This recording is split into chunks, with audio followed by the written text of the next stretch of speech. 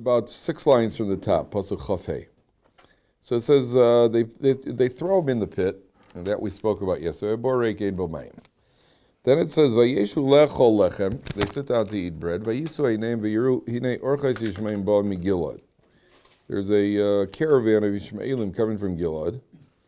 Ugmaleim nosim nechosu tzri velot. They're carrying these spices. How does he translate it? I always get a kick out of it. One of them is called lotus. They're camels bearing spices, spices, balsam, and lotus, none of which I know what they are. Holchem lorid mitzrayma. You know, they got there's that old lotus. I have no idea what lotus is. So a load of lotus. They're carrying a load of lotus and balsam and spices. Lotus? I think so. Well, nowadays everything. I mean, banana peels are. So everything nowadays is drugs. Right? Mushrooms, banana peel. Have you? Yeah. They're good. Nothing happens. What do you got to do? You got nothing happens. So what's the point? Yeah, but they're cheap. Yeah, I know. Smoke like way more than what I. Okay, so we'll work on it afterwards. I mean, nowadays everything's a drug. All synthetic materials are drugs. You got to, whatever chazra they make. But take a look at Rashi here. Rashi is in the right column. Rashi's in the right column, and he's 5 lines from the bottom. So Rashi says like this. V'gemaleim nosim. Lama pirseim hakosav es masam. Why does the Torah go and tell us what they were carrying? I mean, it's so anticlimactical to the story. Could you imagine, the guy broke in, there's a guy in Australia who's an ISIS guy, and he's wearing blue pants, and he's wearing, that has nothing to do with this. Thanks. He's wearing Pierre Cardin tie.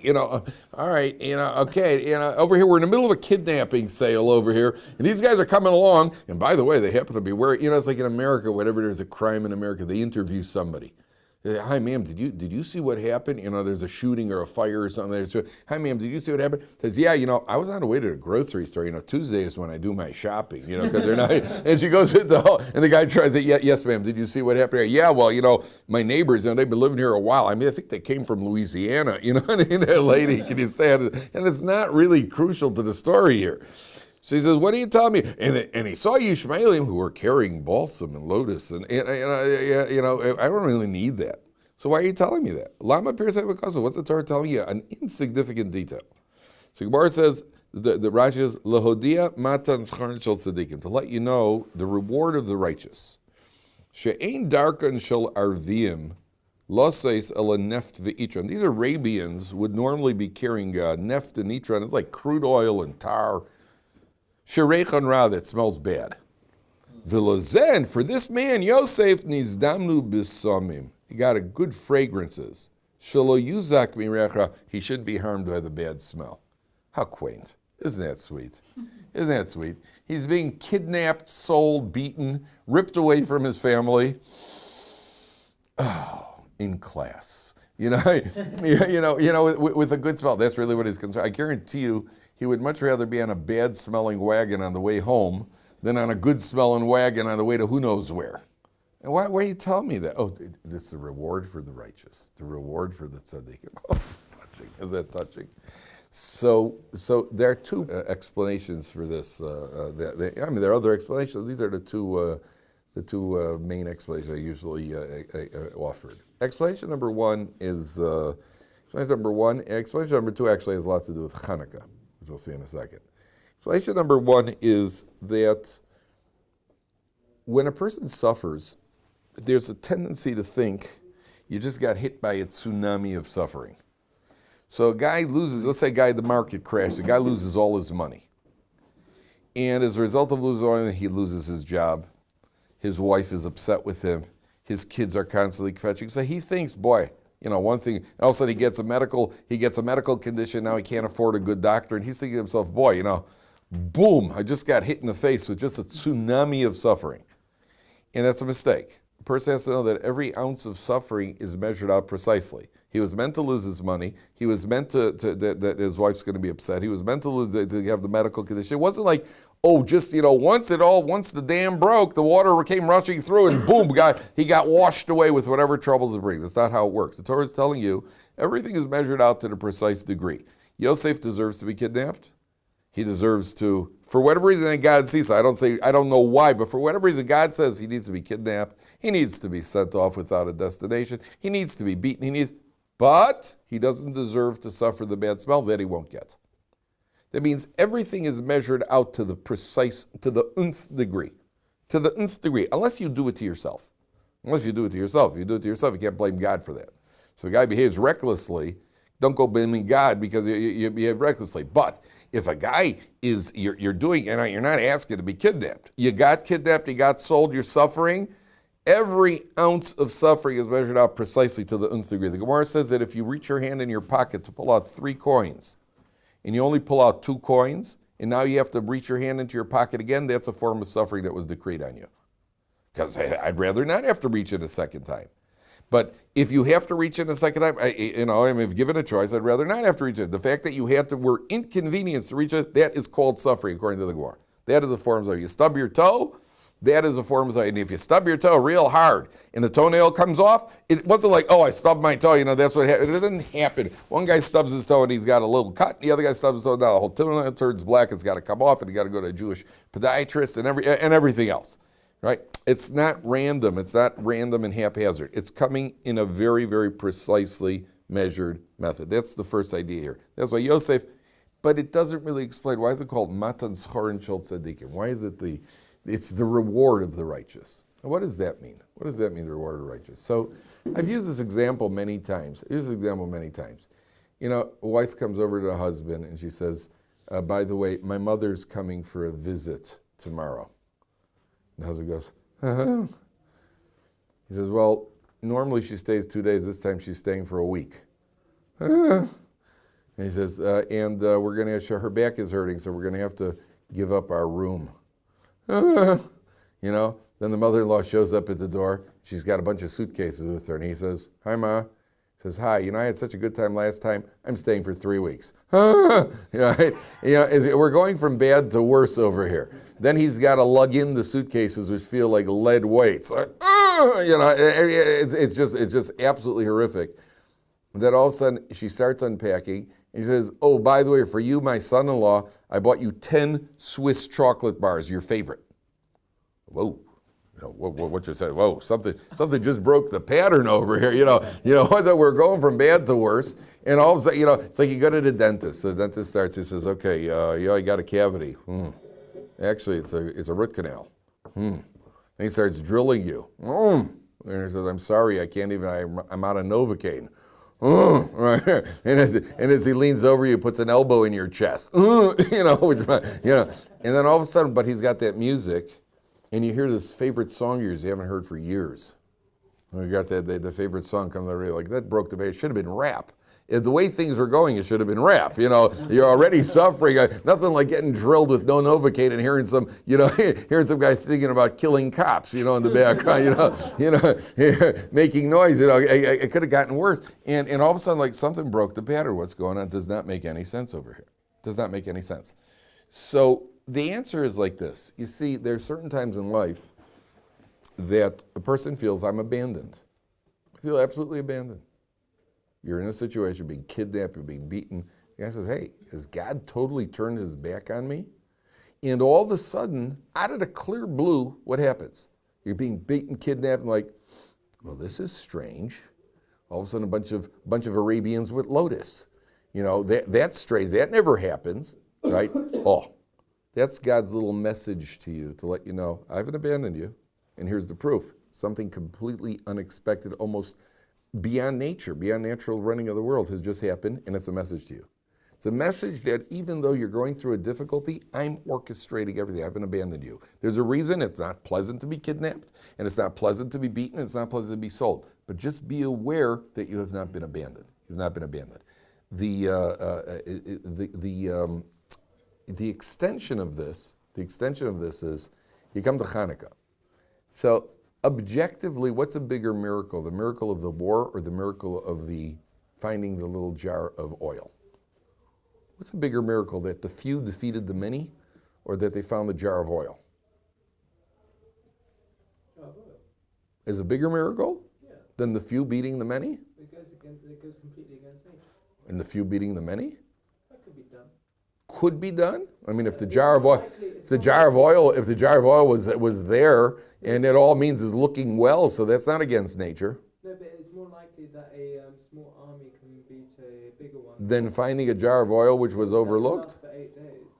Oh, but finding the jar of oil. Oh, finding the actual jar. Okay, you're right. That was a miracle beyond nature. No, you're absolutely right. Okay, very good, very good. So the battle is also a battle that the odds were.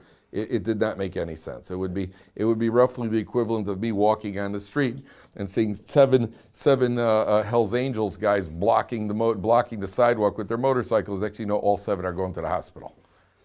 And I'm just standing there. Say, okay, fellows, that's only the beginning, right? Now, as much as tough as I am, each Hell's Angels is probably tougher. So 7 on 1, when the odds are bad. So you say, well, yeah, it could happen, but it's very unlikely, especially if I cross the street. So both of them are miracles. All right, let's phrase the question differently.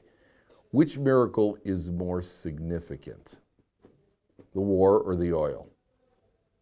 I mean, oil's nice. It's one of my favorite things. I had 2.5 sufganiyos this morning, right? So oil's great, but survival is better. No Jews, no menorah, no oil, right? So if it's a question of let's celebrate, hey, oil, well, I'd rather celebrate, hey, life. We are alive, we defeated the enemies. You understand? And what's the fuss made over Hanukkah? The whole thing is light a menorah because of the significance of the oil. And we say the Al Nisim and Shemona. The religious stuff is about the war, but when it comes to the oil and sufganiyot and eating latkes and everything else, it's oil. The more the better, right? So why is it that we're putting so much emphasis on the oil? Okay? So the answer to that question, let's take a look. There's a very interesting incident in Nach. David HaMelech fights Goliath. Famous battle. You know the fight? David goes out there. The Jewish people are faced off by the Plishtim. And the Plishtim are on one ridge, and the Jewish people are on the other ridge. And the Plishtim are threatening, and they're a much better army and everything else.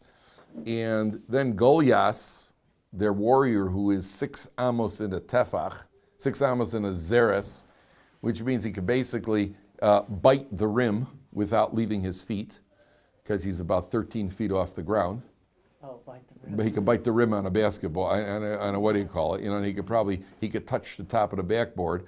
So, and Goliath is armed to the teeth, and he comes into the valley, and he's standing there taunting the Jewish people, saying, send out a fighter, and nobody wants to go.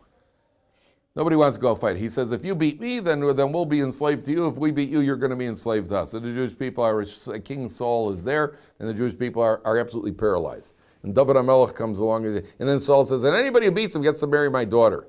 It's always good to marry the king's beautiful daughter, right? And he's got a beautiful daughter, and you get to marry together, just like out of all the fairy tales. And David HaMelech, the shepherd, comes over and says, hey, what's going on? Why does everybody look so glum? He says, well, look at that guy over there. He says, hey, no big deal. And he goes out there with his 5 stones, and Goliath says, well, you're coming to fight me with this stone like a dog? And David HaMelech says, I come to fight you with the strength of God. Hits him in the forehead, and Goliath falls over dead. And the Plishtim run away, and David marries Saul's daughter, and everything is wonderful. Now, by the way, in Israel, if you want to hear a remarkable story, I think I mentioned this once. It's such a beautiful, heartwarming story. I was reading, there was a settler was on the way out to one of the settlements in Israel, and some Palestinians were up on a hill throwing stones at him, throwing stones at his car. So he got out of the car and fired a warning shot, which is already in Israel, to fire your gun when people are trying to kill you is you're still not allowed to do. So he gets out and he fires a shot, and the warning shot was a good warning shot because he hit one of the Palestinians in the forehead and killed him. Yeah. So the guy, so he got arrested, and then about a week later, I was eating breakfast. I'm reading the news, the From newspaper, and I see a little item in the corner. It says that the settler was freed. So I immediately looked at it because it's very strange that they would free a guy so quickly after killing somebody. I'm in the middle of drinking my coffee, and it says, well, to realize that he didn't shoot the guy. What happened was the guy threw a stone at a speeding car. The car hit the back tire. The stone hit the back tire and flew right back at the guy who threw it and hit him in the forehead and killed him. And I started laughing. I started laughing as I was reading it. I started spilling my coffee, and I was like, oh, It's like, whoa, what's going on here? And it's something you couldn't do if you wanted to. You couldn't hit the tire if you tried, and even if you hit the tire to get it on an angle where it shoots back at you and hits you right in the forehead, it's the best shot since David, right? Nailed another Palestinian. So here's Goliath is the Plishti. Goliath is the original Palestinian. He's a Plishti. And Goliath says, and David hits him with the stone and kills him. And the Gemara says the stone actually lodged into his forehead. Now, if a guy got hit with a stone with that kind of force, how would you expect him to fall? Backwards, or at least crumble underneath. Goliath's fall pitches forwards. It makes absolutely no sense. You go, hey, you come out, boom, you would expect him, boom, and he falls forward. So Gemara says, why did Goliath fall forward? Well, Goliath is about 13 feet tall, 6 amos tall. So Gemara says, it was a nace. It was a miracle. So that David HaMelech shouldn't have to walk the 12 amos to go chop off his head. So he fell forward, right? So David HaMelech could conveniently take out the sword and chop off his head. That was the miracle. That's what you need a miracle for? David HaMelech is about, could you imagine it was you. You just killed the bad guy. You're the national hero. You're going to marry the king's daughter. You're going to be wealthy and get a lot of honor. And, would you be able to manage to walk 20 feet to go chop the guy's head? I would dance. I would sing. Hey, what a beautiful day. Could sing some Tehillim. Mizmor LeDavid.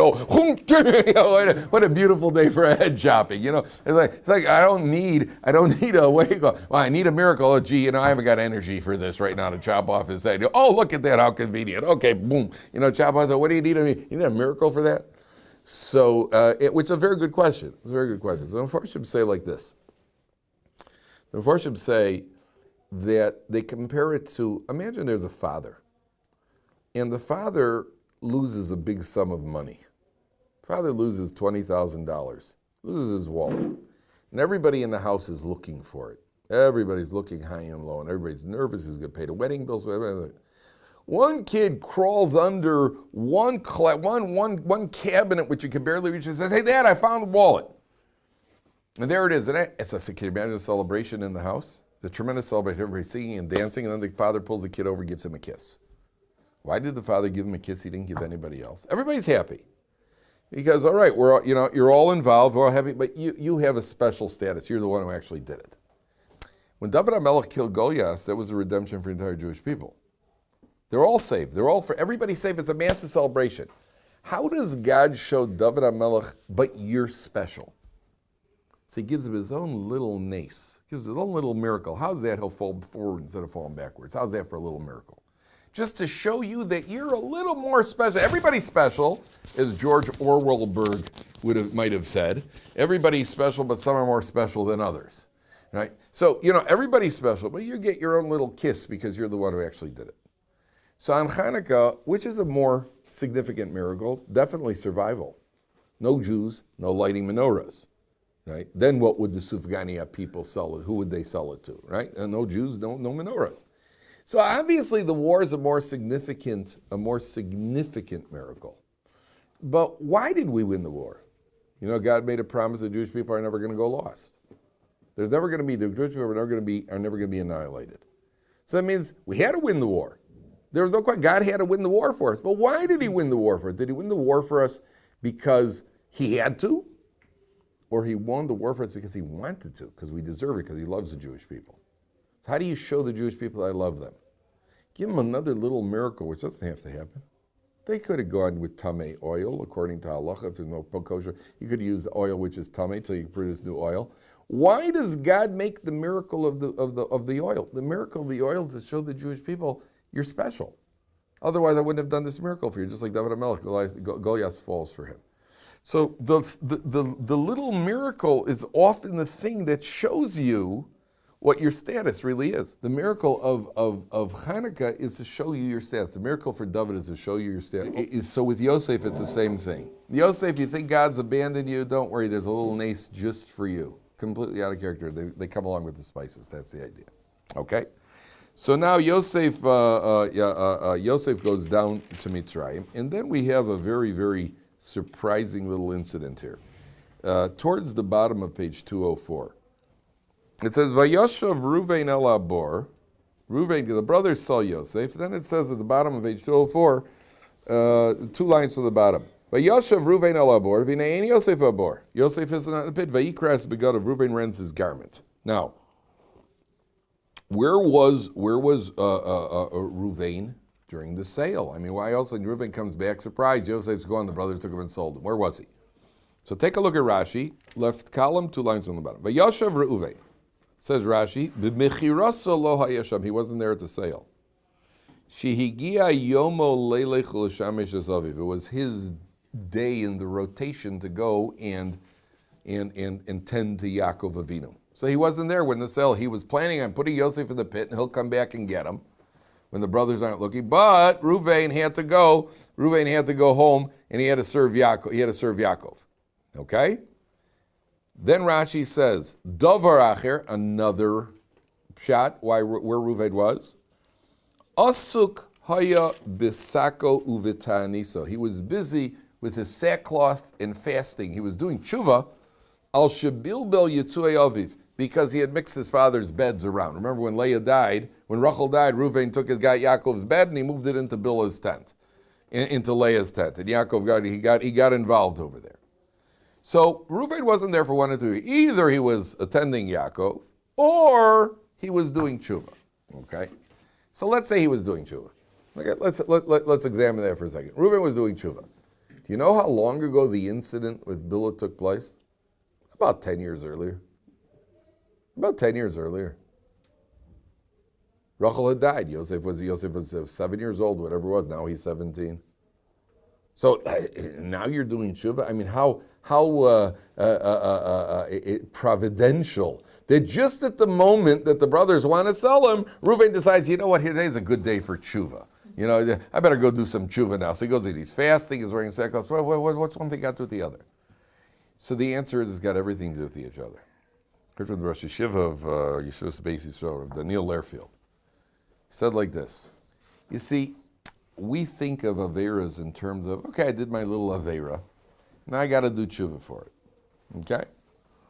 But Reuven understands, you know, we got an interesting issue here. The brothers are talking about selling Yosef, kidnapping, selling, killing, the whole capital offense. And the Gemara says they made a Beis Din. They actually assembled a Beis Din to judge him. Does he deserve to die? Is he considered somebody who, if we've done the Averas he's accusing us, then we deserve to die. It's capital offense. And so what he's really doing, if he's spreading a false report, is he is pursuing us. He's a life threat to us. So he deserves to die as a pursuer. It's only one question. It's only one question. Who's the leader of the generation? Who's the Gadol Hador right now? Yaakov Avinu. Why don't you go consult with Yaakov? If you're so right, what are you afraid of? That's a rule in life. When you're afraid to ask, that means you probably shouldn't be doing it. So if you want to take a towel from a Holiday Inn, right? You know, they don't mind.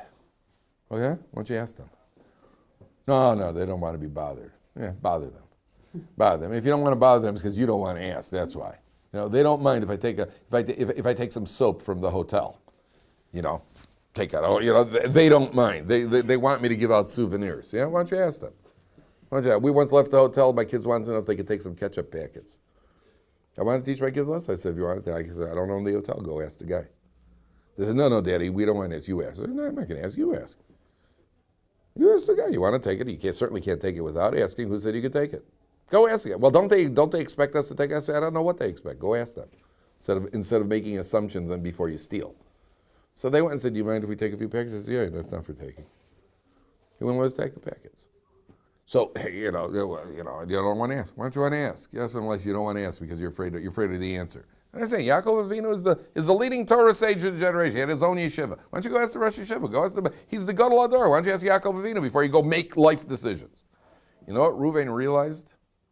Reuven realized who's the first one who felt, up until a certain point, nobody here in the right mind is going to go argue with Yaakov Avinu, but every Yaakov, he runs the show.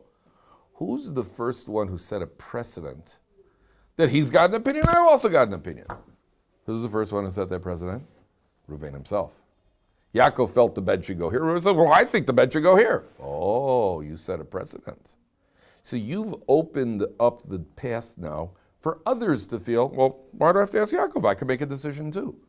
So Reuven understands if the brothers are talking about selling, kidnapping, selling, killing Yosef, where did they get the idea? Where did they ever get the idea that they could do something on their own? Reuven understands, I'm the one who triggered that off. With one little action over there, I'm the one who opened up the door. I got to do tshuva for that. In other words, you see what an avera is? It's not just tshuva for getting involved in the movie Yaakov's bed around. It's tshuva because of the ramifications of what you've done. And therefore, very, very providentially, Reuven is doing tshuva now. Okay? That's what he says. It's a very, very powerful idea. We don't get that from Rashi. No, you don't get that from Rashi. No, you don't get that from Rashi. Right. I didn't get it from Rashi either. But when you stop and think about it, it rings true, doesn't it? Yeah. How do you like that? Yeah. Awesome. Yeah, that's awesome. It is awesome. And it's awesome and it's frightening. It's awesome and it's frightening. Because it shows you that sometimes you do an avera, you don't realize where did this avera lead to? You don't just have to do tshuva for the avera. What were the ramifications of it? So guy's talking in shul. So another guy talks in shul. Now the kid of the second guy says, if my dad could talk in shul, I don't have to daven in shul. So who's responsible for that kid not davening in shul? The first guy who was talking in shul. I was just talking in shul. What's the big difference? Yeah, but now there's a kid who doesn't daven because of you. Because his father learned from you, and he learned from his father, and you set off the day. By the way, this works in mitzvahs as well. Works in mitzvahs as well, even more, because you get paid more.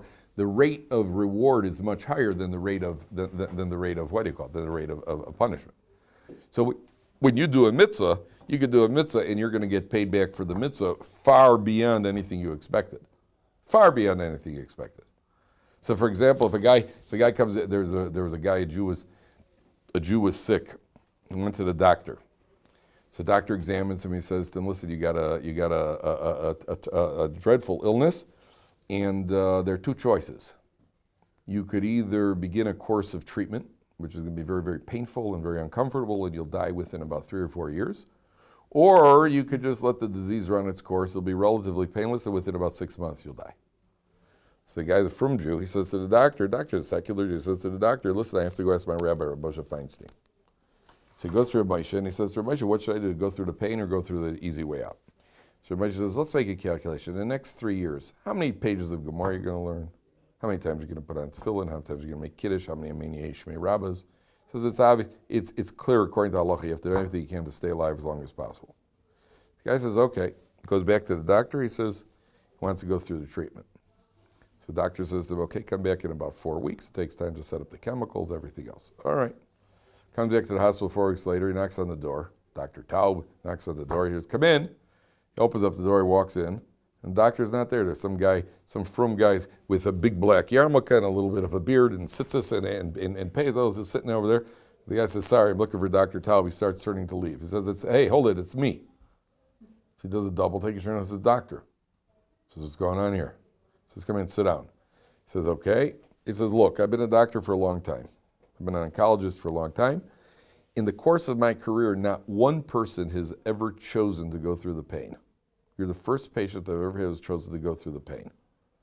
I went to speak to your Rabbi Moshe Feinstein, and he sat down and he explained to me why a person should be frum, what it involves, and so on and so forth.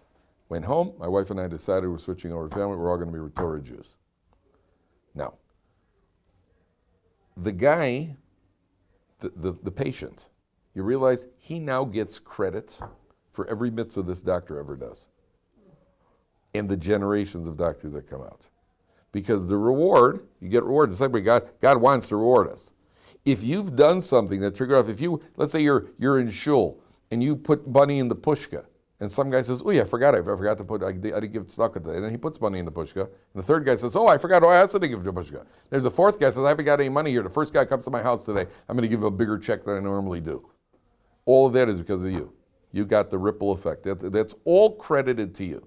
So this goes in both directions over it. The Torah just happens to be emphasizing. We find other sources. We say every morning, Zoreat Tzedakos. Zoreat Tzedakos, we say in the davening, God plants our righteous deeds. You know what that means? He plants them. The same way that when you plant something, it sprouts, it grows bigger. So when you plant your righteous deeds, your deeds, whatever they produce, you reap the benefit of what they produce. I'll tell you one more story. There's an Israeli Baal Tshuva. So they once asked this guy, they asked this Israeli Baal Tshuva, what inspired him to become a Baal Tshuva? He became from his family, became from his. They said, what inspired you? He said he was hanging out with his friends in Dizengoff Square in Tel Aviv in a club. All of a sudden he looks up and he sees there's an 18-year-old yeshiva bacher walking across Dizengoff Square. And he sees this yeshiva bacher is looking straight down at the ground. He says to his friends, "What's like? I got to check something." And he walks out and he said he followed the boy all the way across Dizengoff. He said never once did he pick his eyes up off the ground. Never once did he lift his eyes to see what's going on in Dizengoff. So he said to himself, if there's a force in creation that could get an 18-year-old male not to lift his eyes when he's crossing Dizengoff in Tel Aviv, so I have to find out what it is. So he went to yeshiva, found out, and he became a Baal Tshuva. So after 120 years, this 18-year-old boy comes up, and God says to him, all right, now you're going to get rewarded for all the times you guarded your eyes. The next thing he knows, he sees an entire frum family. So what do I got to do with them? He says, that's all because of you. He didn't even do anything, he just looked down. Understand? That's the ripple effect. It goes in both directions. That's what the Torah is teaching. Okay, now, Yosef goes down to Egypt. Yosef is sold. And then the Torah goes on to this whole incident with Yehuda and Tamar. And so we're going to skip over that. We don't have enough time. Yosef goes down to Egypt. Now, towards the end of the parsha, because tomorrow I want to start Miketz. So Mrs. Potiphar starts up with Yosef. Mrs. Potiphar starts up. And part of the problem here is because Yosef was in the wrong place at the wrong time. Page 214. Yosef is a very, very good-looking guy, and he's in the house over there. And Mrs. Potiphar starts chasing Yosef around. And then one day when everybody's out of the house, they what do you call it? Yosef decides to go home and do some work. That was the mistake. You put yourself in a situation where you're going to be tested. And so Mrs. Potiphar then gets more aggressive. And then take a look at page 216. It says like this, Vatispeseu bevigdo, top of page 216, Vatispeseu bevigdo, lemor shichva imi. She grabs him by the coat. Vayazov bigdo biyado vayanas v'yetza achutz. He leaves his garment in her hand and he runs outside. Now, there are two questions over here. First of all, there's a medrash that says everybody knew Yosef was innocent because they assembled a court. They knew Yosef. How did they know Yosef was innocent? Because she claimed that he was attacking her. If a guy's attacking a woman, where would you expect to find rips on the garment? Probably in the front of the garment. Because, she's clawing away or whatever it is. As the guy's attacking her, she's clawing away something, he's ripping in front of the garment. She said, he was attacking me. Oh, yeah? So how come there are rips on the back of the garment? Doesn't sound like he was attacking. It sounds like he was running away from you. So everybody knew she was lying. Hey, he's attacking me. She's trying to pull him back. Most women don't do that. You let the guy run away. She said, he was attacking me. They said, okay, we know all about it. And Potiphar seems to have known about it as well. So the commentators asked the following question. What was motivating her? What was motivating Mrs. Potiphar? She got a prophecy or something from someone that she'd have offspring from Yosef. She had a prophecy that she'd have offspring from Yosef.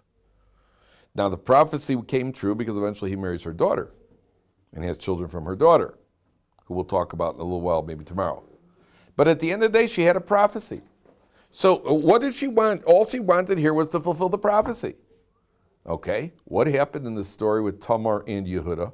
Why does Tamar try to entice Yehuda? And Yehuda lives with Tamar. Why? What was Tamar's motivation? She had a prophecy. She saw she was going to have offspring from Yehuda, the Malchus Beis David. I don't understand. So Tamar is considered a tzaddikus, and Mrs. Potiphar is considered a villain. Why? They're both just trying to fulfill prophecies. Why is one any better than the other? So what you do is how you do it. Where's the proof? In the pudding. The proof's in the pudding. Yeah, what's the pudding over here? Yeah, great. What's the pudding over here? The pudding is, what happens afterwards? Tamar is in a situation where she's pregnant. And she says, look, if he fesses up, he fesses up. If not, I'll die. That means she's showing, was never concerned about myself to begin with. There was never any self-concern. People are self-concerned, don't allow themselves to be burnt in the fire so quickly. I was never concerned about myself. The whole thing was in order to fulfill the prophecy and have children so we could have the Davidic line. What's the proof? Because when push comes to shove, she's willing to sacrifice her life. If he admits, let him admit. I'm not going to embarrass him in public. I'll allow myself to be thrown into a fire. What is Mrs. Potiphar's reaction? Whoa, we're in trouble here. Better blame the bum over here so I don't get in trouble. Oh, that just shows that's the pudding. The pudding is that she shows all along who was she really concerned with. She's really concerned about herself. When push comes to shove, she can't take, so she puts the blame on Yosef. So Yosef gets thrown into the pit and Yosef's in jail. Now, one last point over here, with this we finish. And then tomorrow we're going to go on to the thing. Yosef, he has these two guys in jail. They each have a dream. Yosef interprets the dreams for them. So he tells the first guy, he says, well, I have the cup of wine. He says, well, in 3 days you're going to be getting out of prison. You're going to be reinstated to your position. Take a look at page 218. So Yosef says to the guy, Pasuk Yudalid, you're going to get out in 3 days. You're going to resume your position. Then Yosef says 3 lines from the bottom. Ki im zachartani itecha.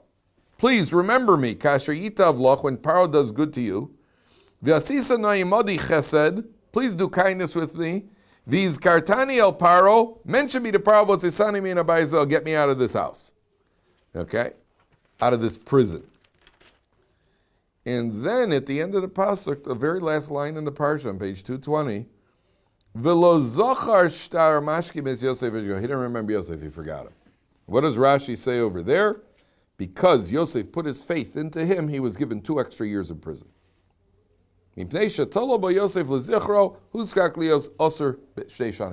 more years in prison. What did Yosef do wrong?